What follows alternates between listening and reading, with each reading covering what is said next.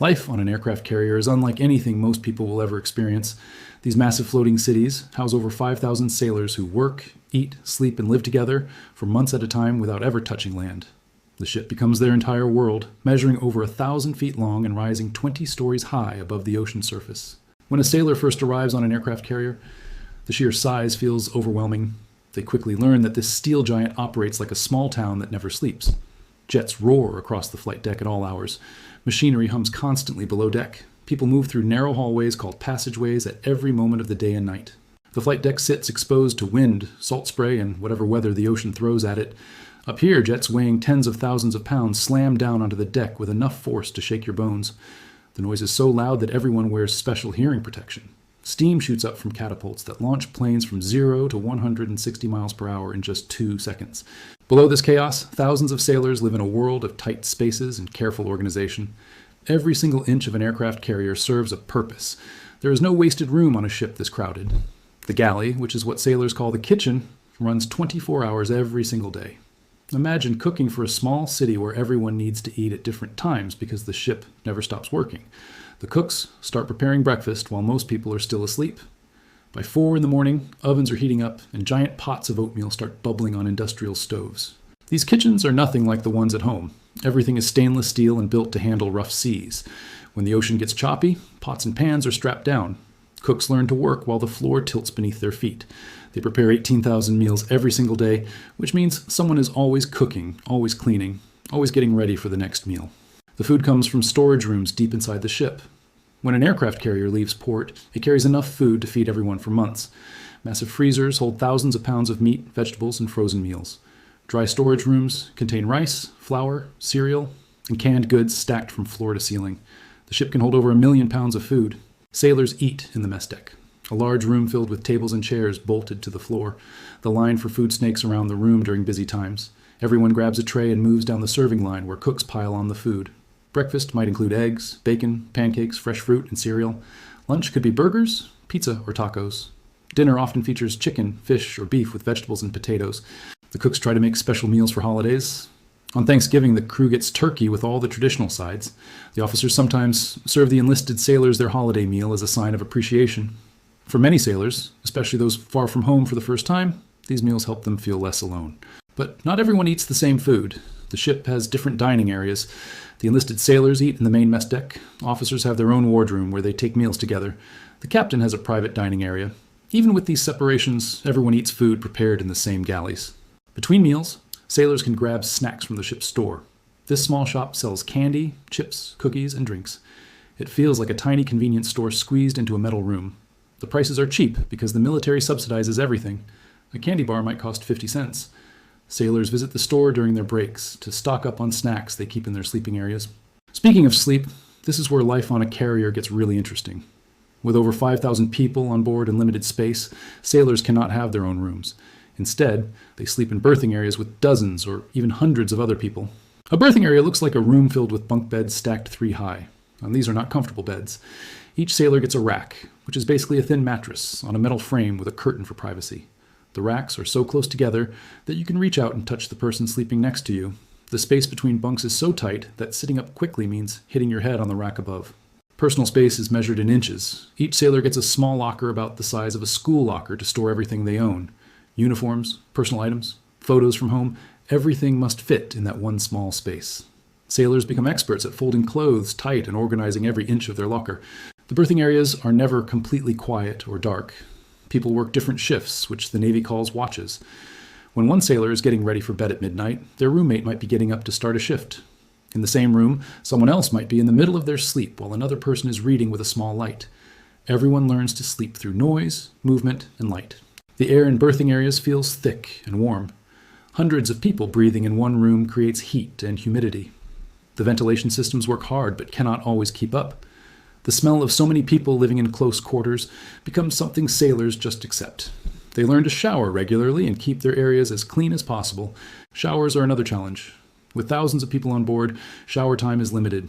Sailors learn to take what they call Navy showers. Turn on the water just long enough to get wet, turn it off while soaping up, turn it back on to rinse off. The whole process takes maybe 3 minutes. Fresh water on a ship is precious, created by machines that turn seawater into drinking water. Wasting water is a serious offense. The bathrooms, called heads in Navy language, are shared by everyone in the berthing area. Rows of sinks, toilets, and showers serve dozens of people at once. Privacy is minimal. Sailors get used to brushing their teeth elbow to elbow with their shipmates. Lines form during shift changes when everyone needs to use the bathroom at the same time.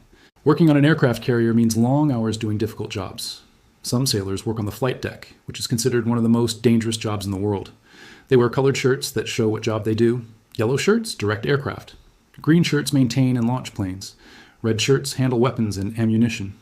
Purple shirts fuel the aircraft. Blue shirts move planes around the deck. These sailors work in extreme conditions. Summer on the flight deck means temperatures over 100 degrees with metal surfaces too hot to touch.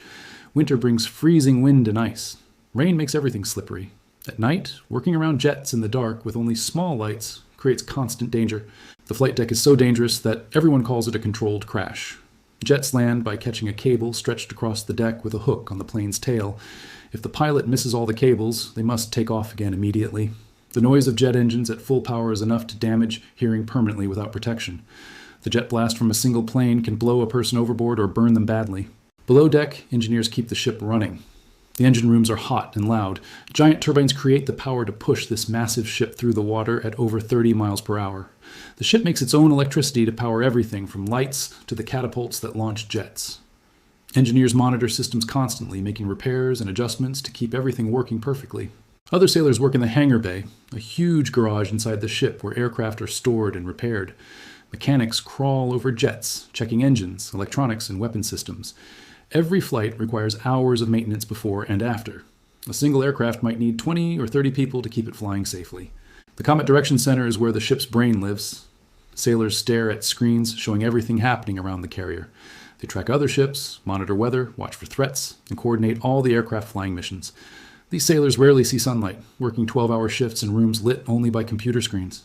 Medical personnel run a full hospital inside the ship. Doctors, nurses, and medics can handle everything from minor cuts to major surgery. The medical spaces include operating rooms, x-ray machines, a pharmacy, and even a dental clinic. When someone gets sick or injured, they receive treatment without leaving the ship.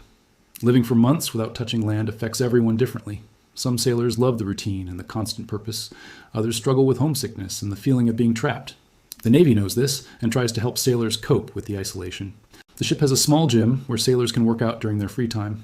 Treadmills, weights, and exercise equipment give people a way to burn off stress and stay fit. Some sailors run miles on a treadmill while staring at a metal wall, trying to imagine running outside. There is also a small library with books, magazines, and movies. Sailors can check out entertainment to enjoy during their limited free time. Some berthing areas have a small television where groups gather to watch movies or sports when the ship can receive satellite signals. Religious services happen regularly in designated spaces that serve as chapels. Different faith groups hold services at different times. For many sailors, these services provide comfort and a sense of connection to something beyond the steel walls around them. The ship sometimes shows movies on the hangar deck. Hundreds of sailors gather to watch on a huge screen. It feels like an outdoor movie theater, except the ceiling is metal and the ocean surrounds them on all sides. These movie nights give everyone a break from the constant work and stress. Mail call is one of the most important events for morale. When a supply ship pulls alongside to transfer food and equipment, it also brings mail from home. Sailors crowd around when bags of letters and packages arrive. Getting a letter or care package from family feels like winning the lottery. Sailors who do not get mail often feel the loneliness even more deeply. The ship also has limited internet access, though it is slow and restricted. Sailors can send short emails home when the system is working. Video calls are rare and special. Most communication happens through old-fashioned letters that might take weeks to arrive. Staying clean on a carrier requires discipline and routine. Laundry facilities run constantly with industrial washers and dryers available at all hours. Sailors wash their uniforms regularly because sweat, oil, and dirt are constant companions. Some sailors develop systems where they wash a few items every day instead of waiting until they run out of clean clothes. The uniform itself tells a story. Working uniforms are tough and practical, designed to survive the harsh conditions on a ship.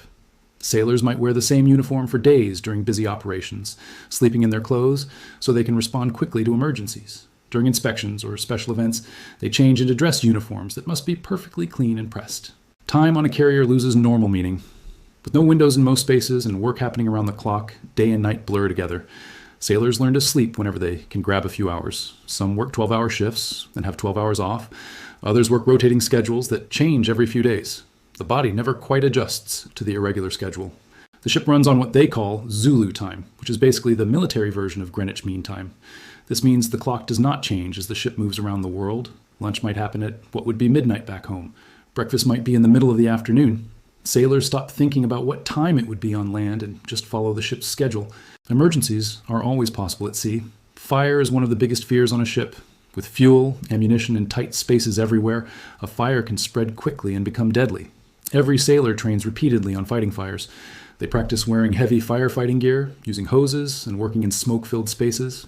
When a fire alarm sounds, everyone responds immediately with jobs they have practiced hundreds of times. Man overboard drills happen regularly too. If someone falls into the ocean, the ship must respond instantly. The carrier cannot stop quickly. Turning around takes time and space. Helicopters launch to search the water. Rescue swimmers prepare to jump in. Every second matters when someone is in the ocean, especially at night or in rough seas. General quarters is the most serious alarm. This means the ship is preparing for combat or another major emergency. Every sailor runs to their assigned battle station. Doors seal shut to contain damage if the ship is hit. Sailors put on protective gear and prepare for whatever comes next. These drills help everyone stay ready for real threats. The ship has its own newspaper printed daily, with news from around the world and information about ship activities.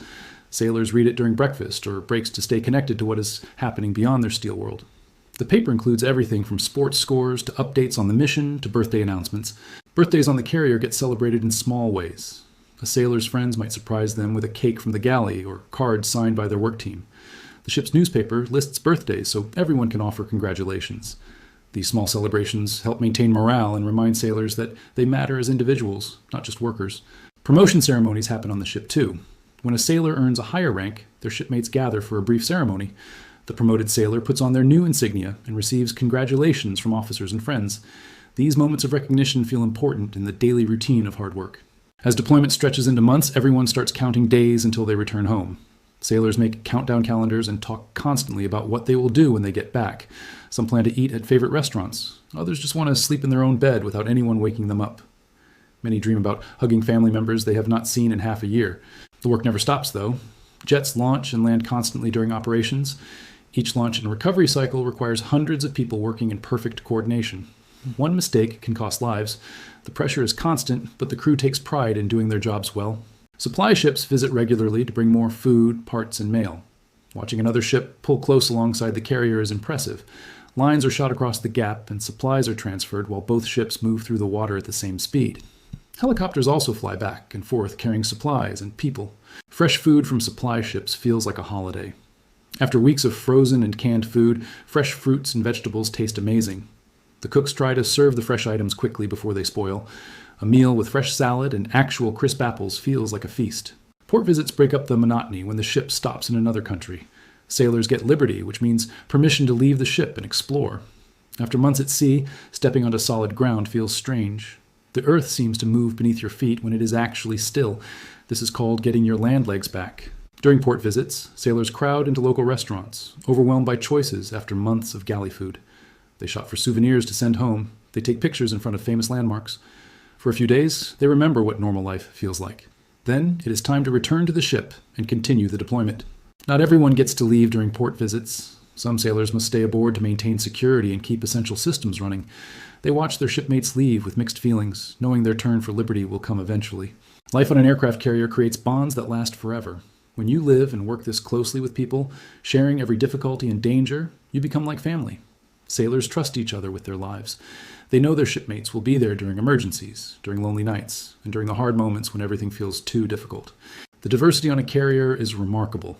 People from every state and every background work together. Different religions, races, ages, and experiences all mixed together. Everyone wears the same uniform and does their part to keep the ship running. The mission matters more than individual differences. Women serve alongside men in every job on modern carriers. They work on the flight deck, pilot jets, serve in engineering spaces, and lead divisions. The integration has created a stronger and more capable force where talent matters more than gender. As the deployment winds down and the ship turns toward home, the energy changes. Everyone works a little harder, knowing the end is near. The ship gets cleaned thoroughly. Sailors practice for the homecoming ceremony. Families back home start planning welcome home parties and making signs. The day the carrier finally returns to port is unforgettable. Thousands of family members crowd the dock, waving flags and holding signs. Sailors line the rails of the ship in their dress uniforms, scanning the crowd for familiar faces. When the ship ties up and the walkway connects, sailors rush off to embrace the people they have missed for months. But even as they celebrate coming home, the cycle continues. The ship will need maintenance. New sailors will arrive. Another deployment will be planned. The carrier and its crew will return to sea because the mission never truly ends. This is how aircraft carrier crews eat, sleep, and survive at sea for months. They adapt to confined spaces, irregular schedules, dangerous work, and constant separation from everything familiar. They create community in the most unlikely place. They find purpose in difficult conditions. They prove that humans can thrive almost anywhere when they work together toward a common goal. The aircraft carrier becomes more than just a ship. It becomes home, workplace, and a testament to what people can accomplish when they commit to something bigger than themselves.